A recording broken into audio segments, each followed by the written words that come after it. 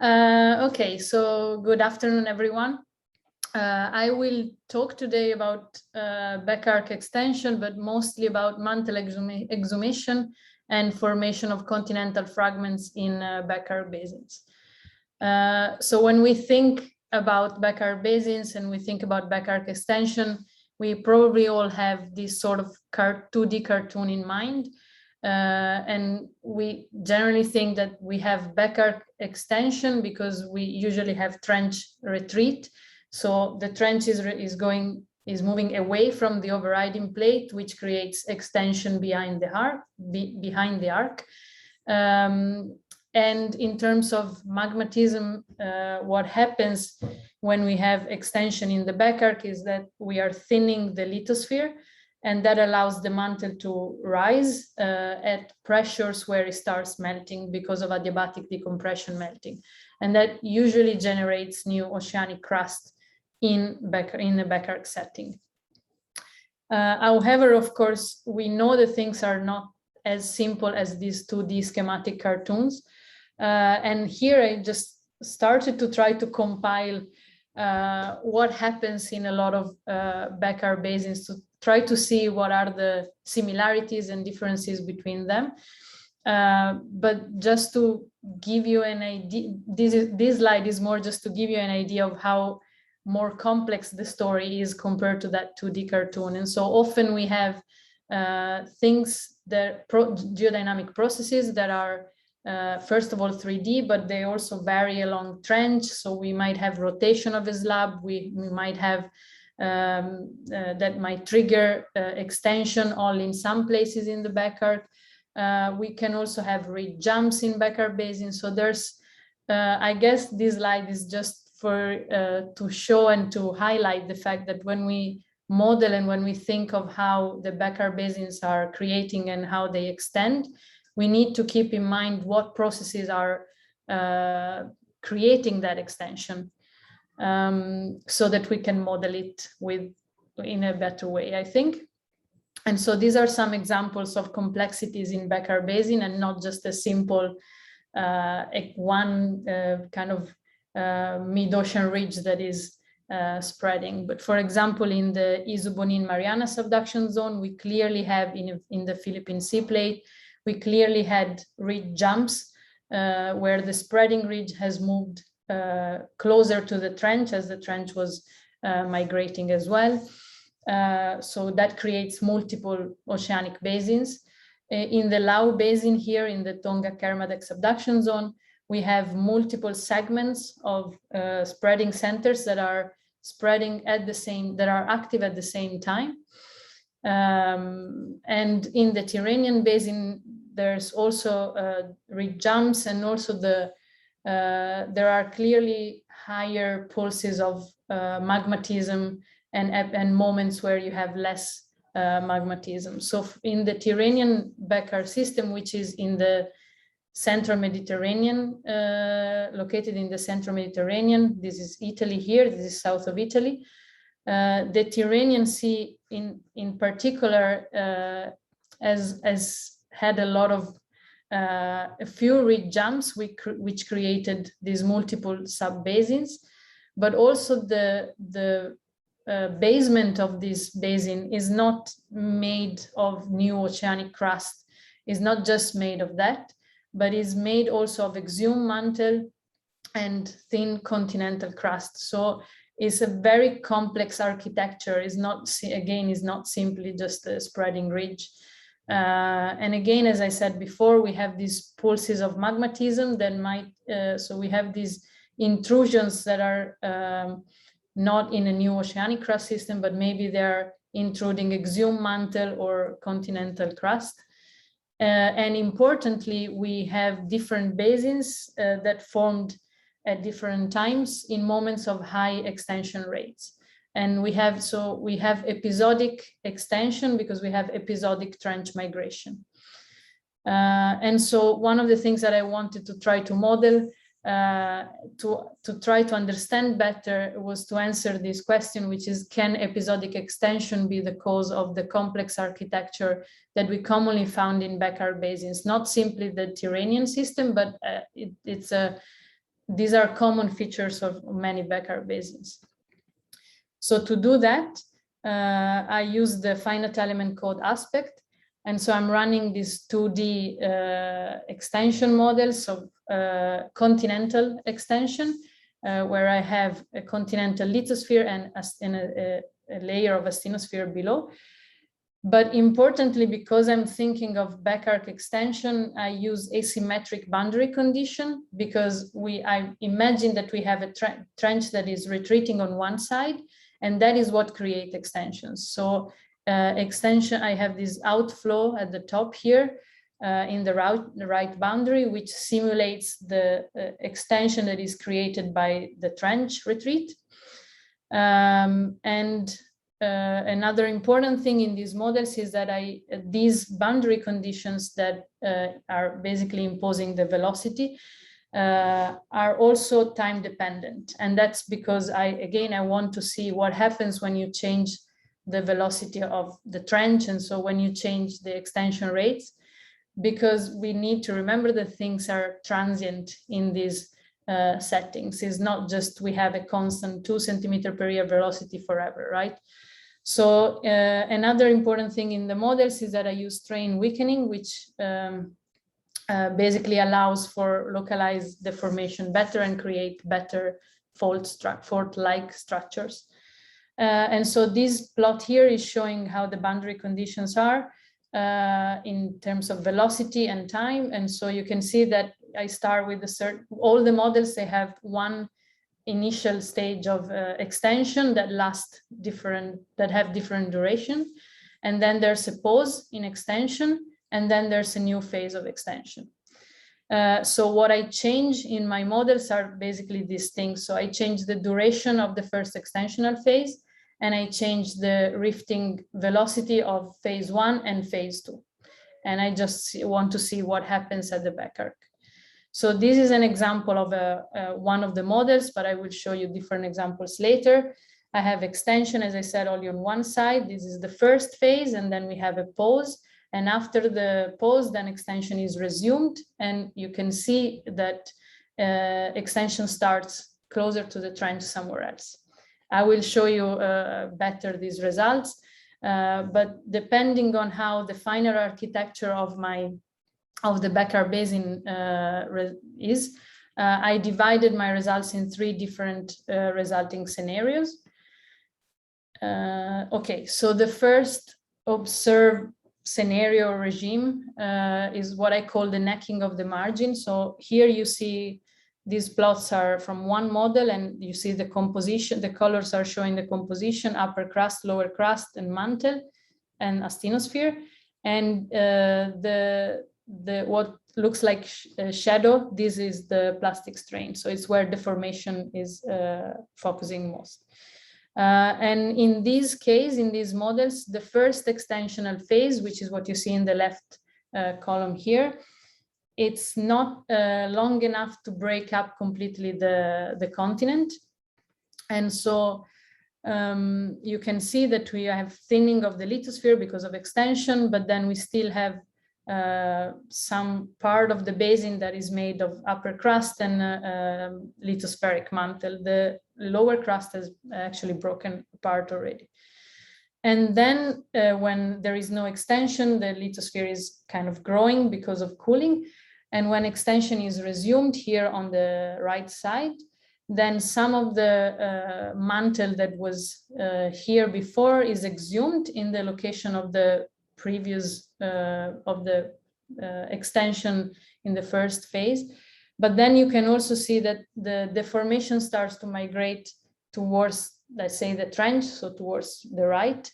And you can see that we have a rift jump, and at this point we start to create new magmatism, and we create a new basin that will develop in an oceanic basin.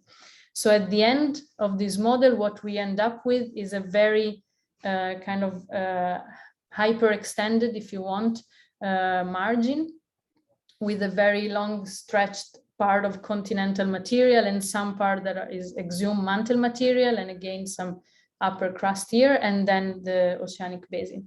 So in this case, you have one oceanic basin, but you have a very asymmetric margin. So the one that is away from the trench is very highly, is hyperextended. And if we look at magmatism, here you see in this plot, now you don't see much, but what you see here in this plot is the location of magmatism and how much melt is produced. And in the first phase, in this kind of scenario, we don't produce a lot of magmatism. And after that, we create this new oceanic basin. And so you can see that magmatism is moving from the first phase to the first phase is not very significant, but it's clearly, you can clearly see this magmatism in the second phase that is moving towards the trench as we keep pulling on one side. And then the second regime that we find is what I call continental fragments formation. So in this case, the first extensional phase is a bit longer, and that allows the continent to break up. And so because of that, then we first form an oceanic basin here, and we have some exhumed mantle at the margin here. And when extension is resumed, the extension is, the location of the extension is again closer to the trench, and that leaves behind a fragment of continental material. And so at the end, you can see here what we have. We have kind of a very complex scenario basement, let's say, because we have a stretch margin with exhumed mantle, and then we have some new oceanic crust, and then we have again exhumed mantle, some continental crust, and then a new oceanic basin as well. And so that's one scenario with continental fragments formation. Valentina, you're at 11 minutes now. Yeah, okay. And so when you look at melting, you can see that now we have significant amount of melting also at during the first phase, because we have produced some, well, let's say new oceanic crust, because the continent has broken up already. And then you can see during the second phase, you can clearly see a jump of where the spreading ridge is. And there's some overlapping here of, because the melt is decreasing when we have a pause in extension, and then is increasing again, and then create a new basin. But again, you can clearly see this jump. And then the last scenario is when we have an even longer first initial phase of extension, and that produces kind of a wide basin already, so a well-developed oceanic basin. And so when extension is resumed in the second phase, the jump is just very small, and it's within the same basin. So we don't go and break new continental material. And so in this case, you see the first and the second phase of extension that are producing magmatism, and you can see sort of a jump, but these are very much overlapping as well. So when we look at all the models together, just a couple of things that I think are nice to point out in these models is, first of all, we do observe ridge jumps and in all the models that have episodic extension. So in these plots here, we just see the jump length and jump time as a function of extensional phase, the duration of the first extensional phase, and here is jump time against jump length. But again, we do observe a jump in all the models that have this episodic extension. And also we see that the duration of the first extensional phase is what controls the final architecture of the basin, because it's basically what controls whether we already broke up the continent or not. And so if we had more or less magmatism or exhumed mantle and things like that. And then another thing is that if we look at more or less, we look at the same numbers, but now they are grouped on the different regimes. We can see that low extension rates, they lead to longer and slower jumps, and that the jumps within the oceanic domain are significantly shorter compared to the one observed in the other regimes. And of course, these numbers, they really depend on the rheology we use, of course. But the point is that having episodic extension is really important for the dynamic and the final architecture of the basin. So just to conclude, so episodic extension is the main drive of rift and ridge jumps, and it can cause mantle exhumation and continental fragment formation. And also in these models, the duration of the first extensional phase is what controls the final architecture of the basin. And I haven't really pointed that out in the models, but having this gradual decrease and increase of magmatism during the end of one extensional phase and the beginning of the new one could actually result in intrusive magmatism within thin part of the continental lithosphere, which is especially these sort of final architecture is what, for example, we observe in the Tyrrhenian basin. So that's it for my side. I think I was on time, hopefully, and I'm happy to have questions. Thanks a lot, Valentina. You are really exact, spot on in time. Great. Are there any questions? Then just type them in the chat. I don't see one yet. Then I go with the first one. I like your models, and I have the feeling that they are actually applicable not only to back arc settings, but to all kinds of rifts, like the North Atlantic, the Norwegian margin, where we had these rift jumps. Yeah. But my question is, for every crustal block, for every mantle that is exhumed, you need a jump. And how does that compare to the Tyrrhenian basin? If I remember right, you showed several of these blocks in there. Do we have evidence that there were so many episodes of extension there? Yeah, it's a good question. I think so. Yeah, in this case, I always need a jump to exhume the mantle. But in some cases, I'll just go back maybe to the first. So, for example, in this case, the fact that I have exhumed mantle here, this starts when I have a second extensional phase. And so even if the location of extension during the second extensional phase is already closer to the trench, this kind of activates something that was further from the trench and was the first location of rifting. So maybe even if you have one jump, you could reactivate faults that were there before, and that could lead to some mantle exhumation in multiple places. So maybe you don't need one re-jump for each of the places where you have mantle exhumations. I guess I'm not entirely sure about this, but this would be my guess. And we do have evidence in the Tyrrhenian of multiple episodes of fast and slow trench retreat. But yeah, of course, like also in these models, it doesn't fully compare to the extension rate. These models are a bit slower than what happens in the Tyrrhenian. Could maybe also be a 3D effect. But there's another question by Jeroen. Yeah, hi Jeroen. Hi Valentina, that was a great talk. Thanks.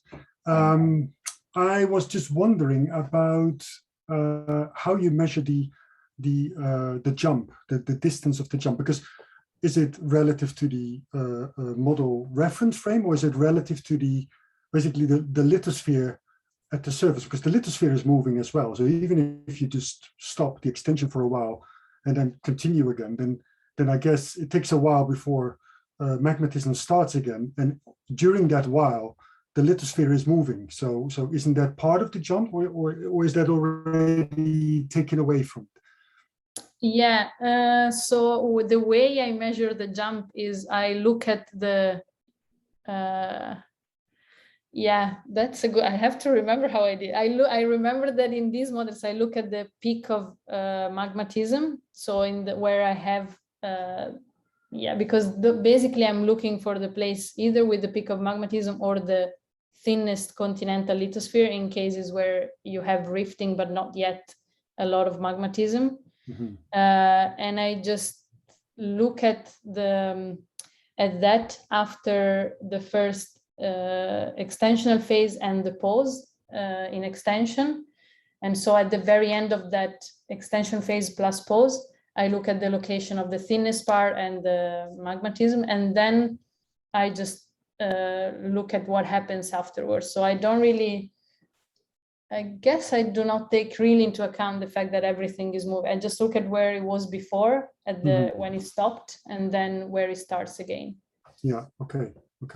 But yeah, but then like it does compare to, for example, if I look at here it kind of compares to where I have this basin compared to the new one close by. So it's Yes. kind of, in some cases, in this case, is almost the length of the continental fragment, plus or minus some oceanic crust that has been formed. Okay, yeah, thanks. Yeah, great.